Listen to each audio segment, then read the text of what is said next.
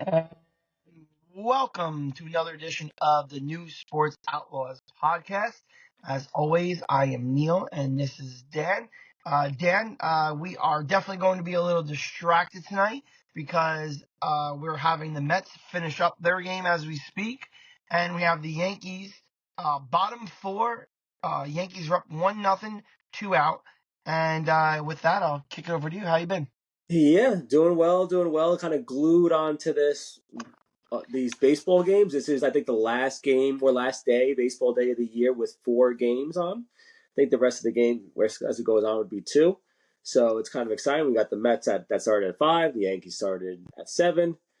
Um, yeah, and then there's a lot of stepping up. I mean, Philly was just up 1-0, and MVP Lindor decided to be the MVP, hit a grand slam, and now Edwin Diaz is on to close it out for the Phillies. And I will listen. I'm a teacher. I have a lot of close friends who are Met fans, and they make it hard to feel good about the Mets just because of who they are. But that being said, when I'm watching the Met games, it's exciting. Like I usually am that type of person that the Yankees are out. Yeah, I'll check the box scores, I'll read the articles, but I'm not going to be invested in the playoffs if the Yankees either don't make it or get kicked out. But the Mets are exciting. I mean, I gotta admit it. Yeah, I don't want to mix in the Yankees and the Mets really, but lately, as a Yankees fan in the playoffs, there really hasn't been much hope. Really, you kind of almost can figure out like, all right, there's 2 outs. It could be Judge, it could be anybody. I mean, Soto's new to the Yankees, but you don't think positive things right now when it comes to the Yankees and winning right now. Even though they had a great regular season, everything's great. With the Mets, I talked in our group chat before. They were down 1-0 for pretty much the whole game. And then you just have this feeling no matter what, something's going to happen. And they got excitement in Citi Field. And it's good for them right now. Like you said, everyone's kind of it's hard for us to root for them listening to WFAN, listening to our friends, listening to everything on X, but good for them. And let's see if they can close it out. Right now, Edwin Diaz is walked the leadoff man and is 3-0 to the second batter. So we may be talking too soon, but we can get Yeah. started with what we are Hey, well, about. first of all, you and I pretty much every morning, I'm usually working out and you're getting ready for school, and it's usually we text each other. What do you think the open's going to be for Boomer and Carton in the morning on WFAN? Did Ooh. you think that I was going to split our open with the Yankees and the Mets? I mean, that's got to tell you something, huh? No, yeah, no. Keep it going. So what's important right now? It's what's buzzing. Yeah. So I guess like this will be a playoff esque baseball segment. We're just gonna keep going, intertwine the Yankees and the Mets. I'll tell you this much with the Mets. I had some notes on what to expect if there was a game 5. Hey, if Edwin's able to nail this down, there won't be any. But if for some Just, reason he just doesn't, a quick, he walked the second batter, so now the tying run. So we're at first and second, nobody out. And I don't know who's up right now, but the mound visit right now. all right, so not trolling, but if something were to happen and there was a game 5, they're slated as of right now to be Senga. Are they going to go Senga and Peterson like they did in game 1? Do you think there was rumors maybe they could bring Sevy back? I think it's I regular think there's rest. going to be enough rest. I think that he would have had 2 days off plus the 2 games. So I think this would be normal rest for Yeah, Sevy I think so. for game 5. I think they would go Severino. Yeah, they might. Because they went Peterson earlier today. But again, you have the day off, so we'll see how it goes. But I think they would go Sevy. Yeah, I agree. And like I said, besides this is not trolling. Besides for the insufferable Met fans that I work with, I'm rooting for them. Man. Get to the World Series, or hopefully we'll meet you there. But I don't. I hate the city of Philadelphia. So you're gonna tell me that they're gonna make the creatures that live in Philadelphia cry? Awesome. Do it. Because then I can't wait as a Knicks fan to make the creatures of Philadelphia cry again during basketball season. Yeah, no, I'm with you. Yeah, I'm all for the Mets too. I know I've talked in our group chat a lot about the Mets, and I know you texted me on the side because we don't really ever talk Mets. We never, ever, ever, ever, except for either how bad they are, or about Grimace, or OMG, or Hawk Tua, or whoever they got out there. We've only made them as a joke, and I've been kind of jumping on the Mets bandwagon a little bit as a Yankees fan, diehard Yankees fan, and just something's going on at Citi Field right now, and let's see if they can get to the CS. Yep. Hope that magic can continue. To finish up with baseball, we'll just touch on the Yankees real quick. We got Lugo facing off against Schmidt. It's been a pretty good matchup. I had my notes down from earlier today. Lugo was 16-9 this season with a 3 ERA, with 206 innings pitched. Schmidt's 5-5 with 2.85 ERA with only 86 innings pitched. We know he got hurt, and then they kind of banished him for a while because of especially how good he'll have been. The Yankees aren't looking too good offensively, and I wanted to mention that because although they're winning 1-0 right now, they're not producing at a clip that you feel comfortable with in the postseason, and that's a reason I brought it up is because that's what you've been saying for the last couple of weeks on our podcast is the pitching will do its job. Is the hitting going to carry us like they should? And as of right now, not so much. I mean, yeah, winning 1-0, but the last 10 games, they're the 23rd, last 10 games except for the first 2 in the playoffs, 23rd ranked offense in baseball. So this is a problem dating back for the last couple of weeks. Yeah, and even our starters, we would hope that Cole can go deep in the game, but he didn't his first start. But he only gave up 3 runs. I mean, he didn't look good at all. Rodon, he actually probably looked better than Cole did actually in the start. He just ran into a really rough 4th inning, and he gave up those 4 runs, and he was done after that. But as the Yankees, you need to be able to score more than 4 runs, 3 runs, and they did that first game. They ended up scoring 6. I believe it was 6-5 the game, and they got it. They were very disciplined at the plate. They took their walks, so on and so forth. So definitely Schmidt, I mean, he's doing well right now. He's given up nothing through 4, which is good. But they're going to have to, Yankees are going to have to score more than the 1 run they have right now. So quick update as we're doing our podcast here. The Mets have 2 out in the top of the 9th, and they're winning 4-1. Philly has first and third. And the Yankees have first and second with no outs, top 5. With our favorite Verdugo etiquette. Verdugi. And Verdugo just grounded out, but it's second and third. He was able to move the runners over. So it is second and third, 1 out for, I guess, he would bat in 9th, right? So I guess for Glaber Torres coming up. Nice little sack bunt. I saw it on a little bit of a delay with my app here. I promise you during this podcast, I will not put Nick's pregame on. I'm tempted, but I will not put Nick's pregame on. No, I think I saw it was Rangers, right? I think they scored a Rangers goal. opening day was too. 1-0. Yes, I know. It was 2. Oh, it's 2. It's 2-0 now. Okay. Oh, okay. No. I was just saying the Rangers are opening tonight too. I unfortunately, unless I want to leave our video here, I can't check on my phone to see what the score is. But I am interested in that as well. If you have an ability to check the Rangers score, I would love it. I got enough screens going on right now. It's okay. I don't think Rangers are going to be on my list. All right, I'll talk about them next time then. I should have a couple games to talk about after that. All right, so let's we're gonna close up shop with baseball. It's probably the quickest we've ever closed we can shop go with baseball. right into baseball. We go right into football. Let's go into football. I'll start off with my Giants, and I'm gonna say like super surprising. I think the most optimistic Giant fan did not think that they were gonna go out to Seattle on a West Coast trip against a team who, it may be a paper tiger. They're not as good as the record was saying, but they have a lot of weapons on offense, and their defense isn't the best, but you would have thought that their defense could stop Daniel Jones with his number 1 wide receiver, Darius Slayton, and his best running back, Tyrone Tracy, a rookie converted wide receiver to running back. So very surprised. No Neighbors, no Singletary. They could be back this week, but no Tibbs. Thibodeau is out for at least the next 2 to 4 weeks. Got a screw put in his wrist. What'd you think about the Giants?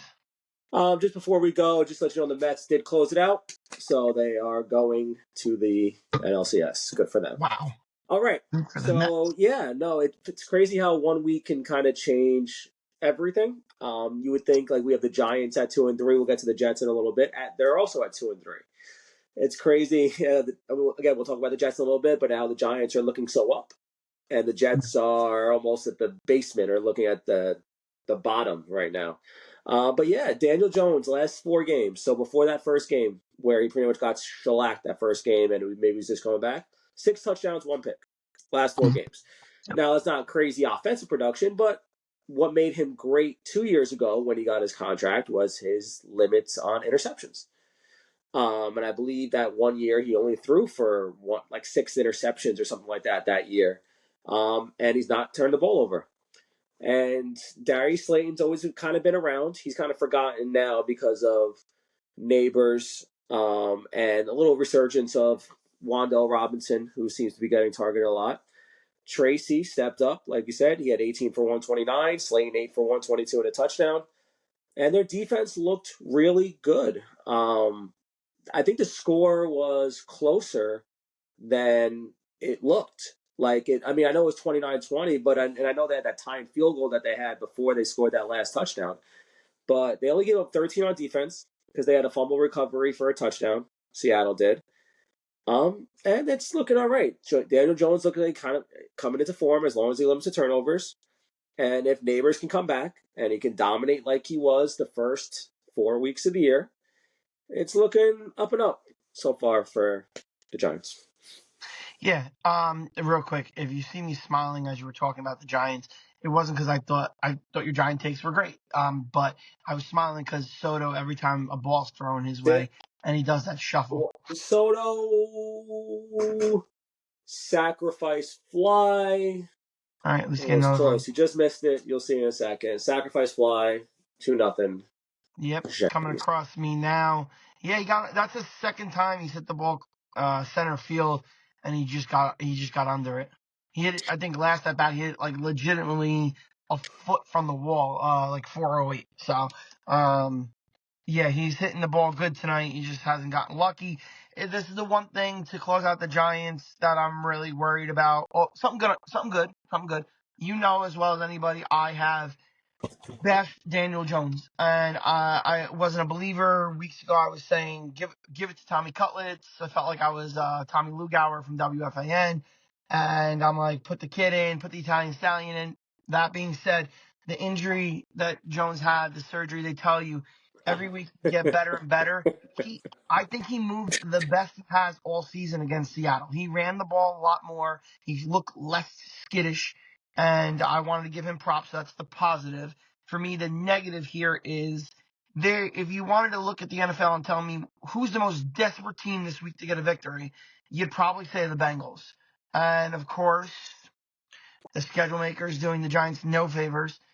We'll play the Bengals on Sunday Night Football. So, I think we've been saying the Bengals actually for the past 3 weeks that they've been the most desperate team. I mean, they started out 0-3, and then they went to Carolina, and Carolina they finally kind of they ran through Carolina pretty good. And then Baltimore, they probably should have won that game in Baltimore. I think they were up 10 in the fourth quarter after that Chase 80-yard touchdown pass. And they blew that. So you are right. Are they at home or are they on the road? And Judge flight up. All right, are they on the home or on the road? God. The Giants, I'm sorry. The Giants, are they home or away? I believe they're home. I'm not positive, though. I got to check. Okay, I mean, it doesn't. But, yeah, they definitely have a seems like Burrow and Chase are kind of getting their groove back together now. And they're definitely going to be five touchdowns for Burrow, so he can't do yeah, much they're more. going The to be a defense got to handle. And they're stop. usually like a October and beyond team. They seem to use September as like their preseason. Yeah. All right, so we'll see. I mean, with the Giants, to me, if they lose and don't get blown out, I'll still keep some of the same positivity I've had over watching them the last couple of weeks, just because I know how good of a team Cincinnati is. I mean, for our predictions, I had picked them to win the Super Bowl, so I believe that Burrow is a great player. I think that offense is elite. I just worry that the defense can't stop a cold. And if the Giants keep it close, I'll take the moral victory, as they say. All right, so to the drama of the podcast, for everyone's been able to enjoy the drama on the radio and everything. The Jets. I mean, there's rumors all over the place. Why did it happen? But Salah's out, and some will tell you it's about freaking time. Others will tell you, why would you make such a stupid move in season? Football is not usually the sport that you get a big bump from an interim type coach. This is not basketball or hockey. Or baseball. And what do you think about Salah getting the axe? So just looking at, all right, so they're 2-3. If they win this week against Buffalo, they would be in first place in their Yep. division. Yep. Obviously he's not going to get that chance. There's definitely a lot more that we don't know that's happened. I mean, there's a lot of things kind of out there. I mean, I guess we kind of know, but we don't know, kind of thing. But if that Denver game looked really bad I mean, I guess it was Salah, but I guess the whole team. I mean, that's a team that they should have really destroyed. I remember saying on the podcast, it was a terrible matchup for them. Bo Nix, who had like negative yards in the first half.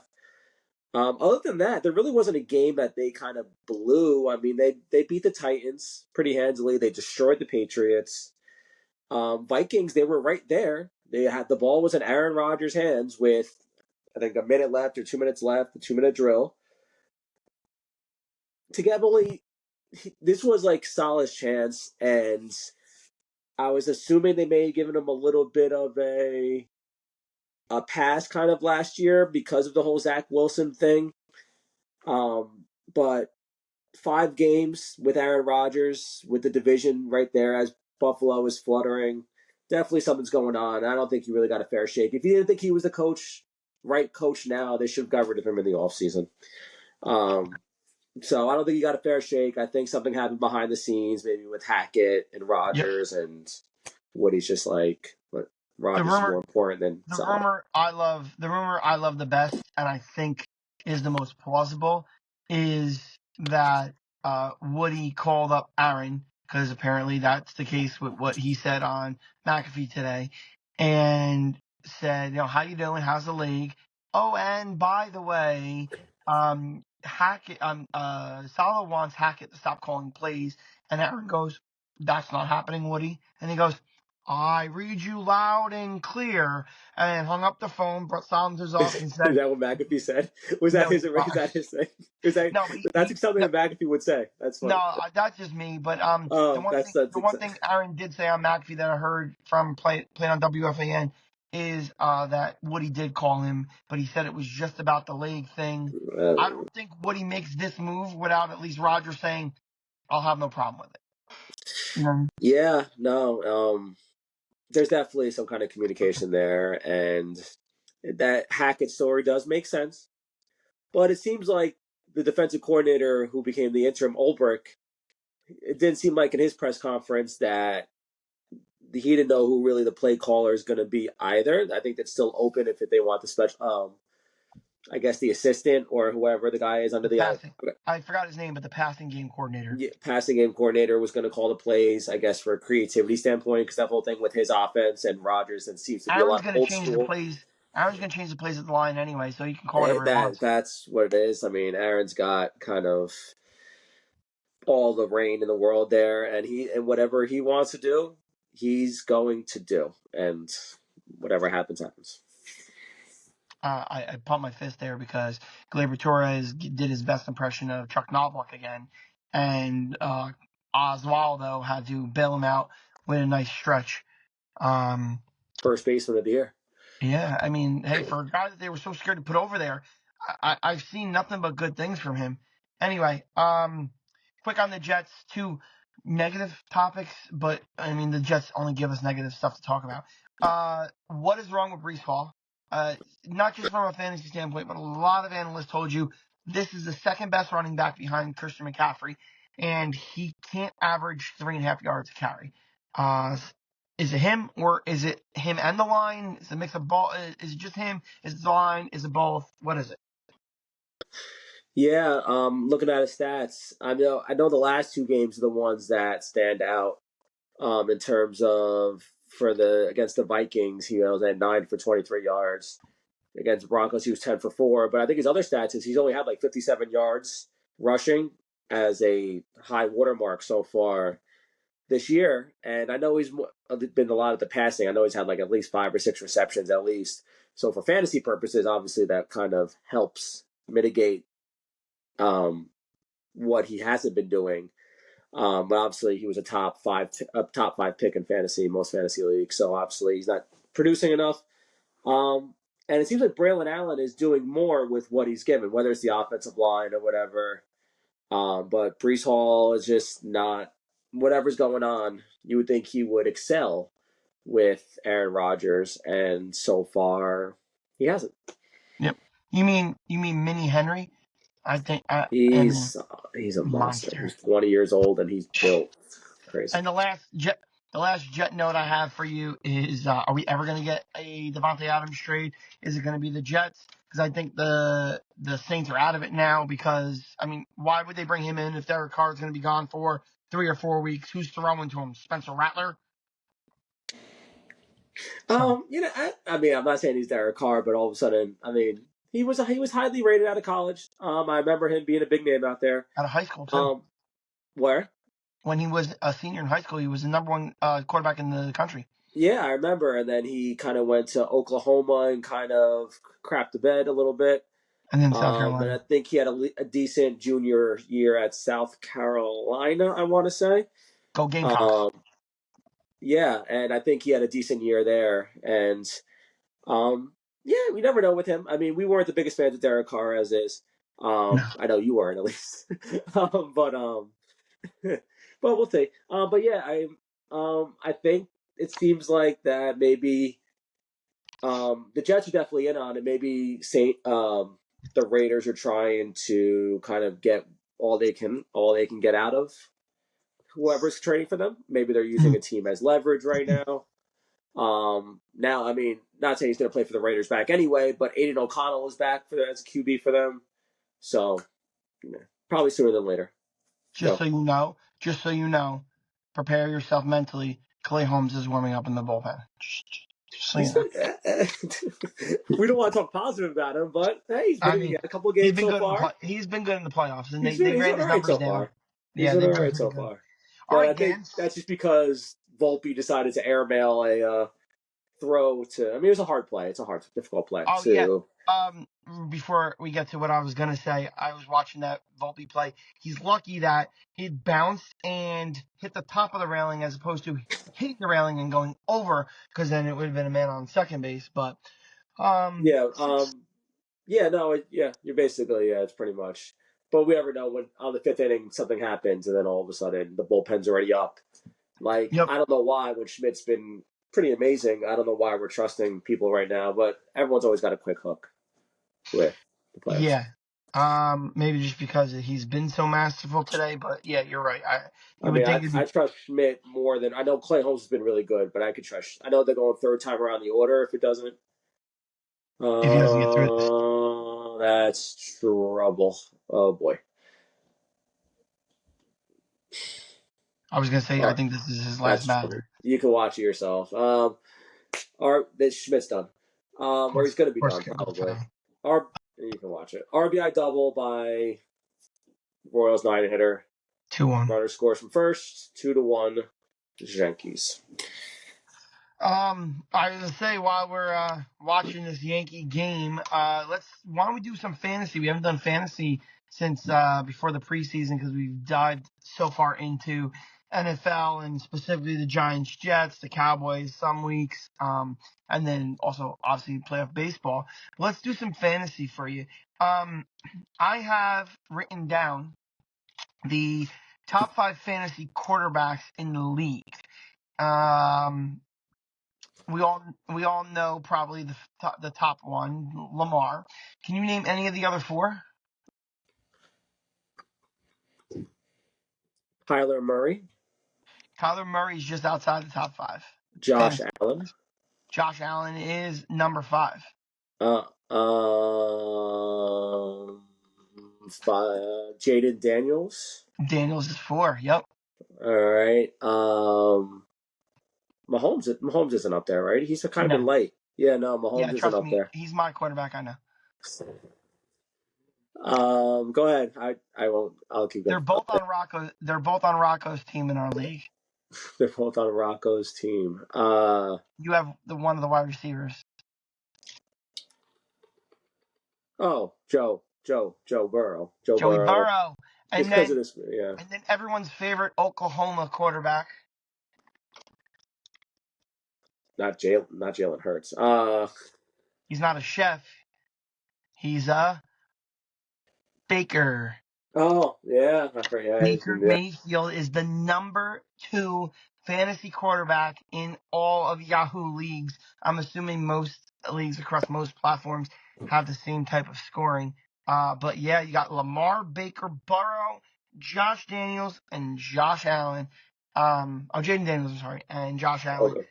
for your top 5 quarterbacks for fantasy. Let me give you a couple of names here. Running backs. A.K. Henry. Oh Barkley. no. No. 2-run homer. No. They tie it up. The Soto. Oh my God. Stay down. You should be RBI embarrassed. triple for the Royals, 2-2. And now you got to face Witt with a man on third and 2 outs. And he's just due for a nice shot. Was he 0 for 12 or for 11? I think he's 0 for whatever it is, because and Schmidt is now done, and we go to, I guess, our favorite reliever, Clay. Need a ground ball, Dan. Let's go get him. All right. Well, we got a score, right? We kept saying this. This is what we said. Schmidt's gonna. All right. Go ahead. You want to name your? Go ahead. Name Alrighty, your fantasy sleeps. back to the running backs. Tell me which one of these names surprises you the most. A.K., Henry, Barkley, Kyron, and James Cook. Which one of those out of the top 5 are running backs surprise you the most? Probably Alvin Kamara. I know he's up there. I know he's on. He's at the 30-year-old threshold or the mark, and I think it's definitely his receptions that are definitely putting him over the top there. I know he's been a beast rushing, and the Saints' offense has actually been really good. I know, but his reception is definitely putting him up there. But he's definitely the most surprising one.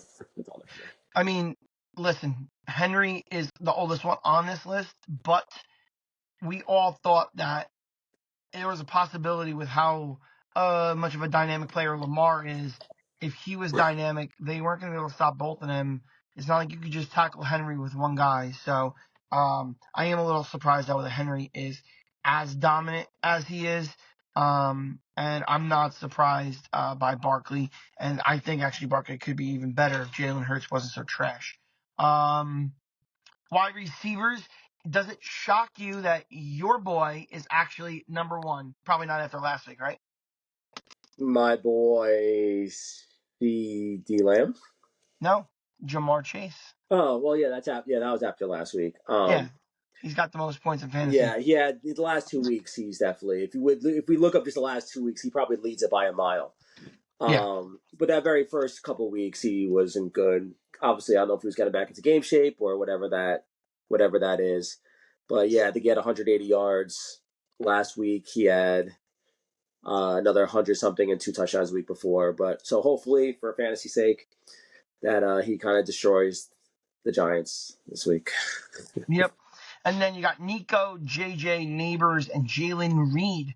Obviously, I didn't ask you what's the most surprising there because I would assume you would say Jalen Reed. When we were doing all our fantasy mock drafting and research, especially once the pod started going, everyone's up in the air about which Green Bay wide receiver was going to stand out. Watson's been pretty banged up with injuries all season long, and it's been Dobbs a little bit here and there, but for the most part, Jalen Reed has had a pretty good year so far.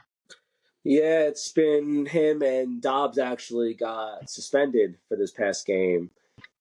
because he wasn't showing up to practice. He didn't show up to practice, and apparently he was upset with how he was being used in the offense for whatever reason. I remember seeing that. I Yep. know he's back for this week for right now, but yeah, with Watson banged up, you would think, or at least I thought, that I was going to start Dobbs. Good thing, I mean, he ended up getting suspended, but with Watson hurt, you think Dobbs would be their guy, but it seems like it's been Reed and even Wicks. Wicks has been their other guy that can go to.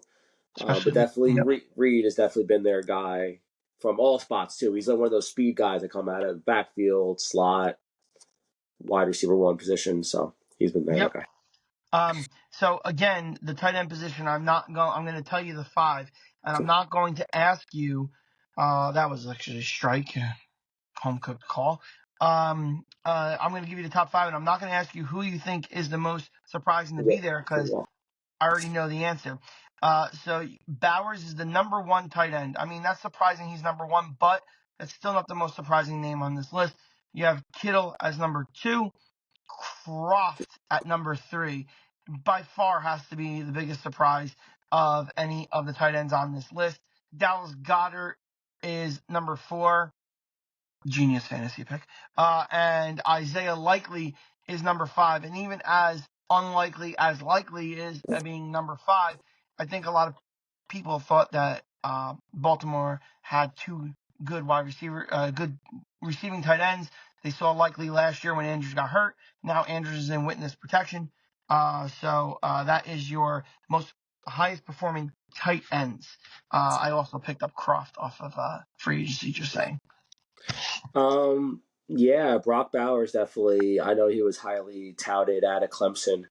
No, Georgia. Sorry, Georgia. And he was just as a beast. I mean, I think he went top.